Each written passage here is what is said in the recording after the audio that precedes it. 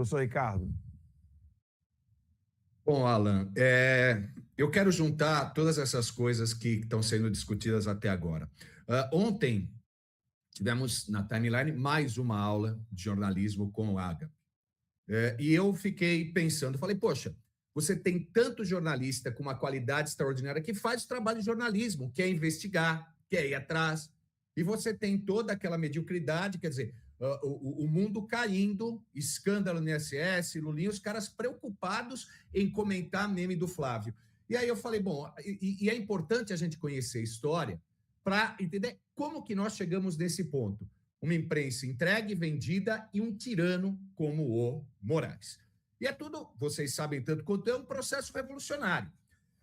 O Lenin sabia que o operário, o camponês, não tinha tempo de ficar lendo Marx, da luta. O cara precisava trabalhar e precisava comer. Mas ele precisava de um exército para atingir esses trabalhadores. E aí ele vai fazer o quê? Primeiro, a comunicação. Então, o que ele vai fazer? Eles criam Právida, aqueles jornaizinhos dele, e iam, né, em universidade, iam em redação de jornal, e pegava intelectual medíocre, jornalista fraco, os caras assim medíocres, e falavam, por que você não escreve aqui um artigo para a gente? Aí o cara lá escrevia, eu lá falava, nossa, que artigo maravilhoso, como você não progrediu na sua carreira? Você é maravilhoso, pô, junte-se a nós, e vai pegando outro, aí começa, né, aquela coisa, é a vaidade e a grana. Aí eles começam os prêmios. Então, prêmio Tartaruga Marxista. Oh, você ganhou a Tartaruga Marxista, Vlad e tal. Então, segundo, esses caras começam a depender do partido e, posteriormente, do Estado. E ele sabe que se ele for para a livre concorrência, se ele for concorrer com jornalista de verdade, com quem faz jornalismo, ele está ferrado. Então, ele fica vendido. Ele fica dependente desses caras. Portanto, a queda do regime é a queda dele, por isso que eles estão com medo. E tem mais, quer dizer, como os revolucionários foram aprimorando esse método? O Mao Tse Tung tinha lá os seus campos de retificação. Então ia lá todos, né, pessoal da cidade intelectual, estudante, vamos fazer a revolução. Aí colocava os caras no meio do mato, e aí colocar o cara para trabalhar o dia inteiro na lavoura e à noite para ler Mao Tse Tung, que para mim é a pior tortura que ele poderia passar. Mas mais do que isso, privava o cara de alimentação, né? Então comia só o básico, e de sono o cara começava a ficar tonto. E aí o que eles faziam? Né? Partia para a parte da autobiografia, escreve a sua autobiografia aí. Aí o sujeito escrevia. O que seu pai faz, o que você leu, quais os seus erros, alguma vez você duvidou da revolução, o cara entregava. Aí o sujeito lia, não é? Falava, você está mentindo, você é burguês, você faz isso. E o cara já meio, né, combalido ia lá, escrevia umas 10 vezes, até que essa autobiografia virava uma confissão. Daí levava, não é, para que eles chamavam de vamos fazer uma autocrítica, crítica autocrítica. Aí colocava esse jovenzinho no meio de mais 10, 15 outros jovens. E aí ele subia e confessava os seus crimes. Mas não parava aí. Aí o sujeito, não é, do partido falava assim, vocês concordam com o que ele disse? Porque se vocês concordarem, você é um burguês igual... Aí os caras fazem o que? Enchia de porrada, cuspia, não é? Fala, não, ele está infiltrado, ele é nacionalista, ou seja, um linchamento moral do sujeito. E o resto fazia isso, por quê? Ou tinha medo que o mesmo acontecesse, ou de tomar um tiro na nuca na beira da estrada. Aí uma hora, esse sujeito desabava, chorava, ficava mal, o pessoal do partido chegava, mas não chegava para passar a mão na cabeça. Chegava e falava assim, está vendo, você não pode confiar em ninguém. Na burguesia, nos seus amigos, você só pode confiar no grande timoneiro em nós, o partido. Isso gerou um bando. Aí o cara falava, ele vai fazer tudo pelo partido, ele sentia-se redimido e vai fazer tudo. Por isso que Mao, ao chegar ao poder, criou lá os tribunais do povo, né, que os caras gostavam. Por isso que teve a Revolução Cultural. Mas, não é, os revolucionários aprimoraram o método. Fala, pô, esse negócio de campo de retificação é muito pesado, isso vai criar mártir e tal. Vamos fazer o seguinte, vamos aprimorar. E o que eles vão fazer na guerra cultural? Universidade e escola.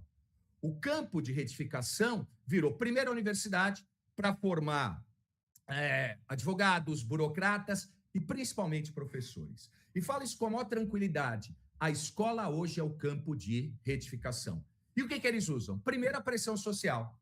Então, tem um jovenzinho ali, né, de classe média alta, e aí o professor, a professora faz ele sentir culpa, porque enquanto tá tanta gente passando de fome, você está bem, não sei o quê, e o cara fica constrangido, ele é jovem, ele é ruim, ele precisa de aceitação social. E aí, para ter aceitação social, ele começa, isso é verdade e tal. Ele começa a romper com os pais, começa a romper com a própria fé, né? Ou ainda aquele jovenzinho que é mais humilde, fala, você está nessa situação por causa deles, ou seja, o dividir para controlar. Então, né, esses jornalistas, esses caras, eles foram, não é, educados já nisso, na mediocridade e tal. A gente já vai juntar todos esses pontos. Outra coisa, a rede social. A rede social deu voz para um monte de gente. Você é testemunha disso, todos são testemunhas disso. E aí, primeiro, eles percebem o tamanho da mediocridade e o Estado vê como ameaça, como agora precisa de diploma. Começa a ver essas pessoas com ameaça e aí começa o quê? O linchamento moral, como era feito nos campos de retificação, a censura, a perseguição e aquele cara fica com medo. E mais que isso, medíocres que são, que não sabem concorrer, fala vigiar e punir, gostoso demais. Só que agora está no rabo deles. Mas esses caras precisam sobreviver. E eles vão morrer abraçados com o regime. Outra coisa, né? Acredito que, assim, é medida de desespero, porque o barco dele está afundando.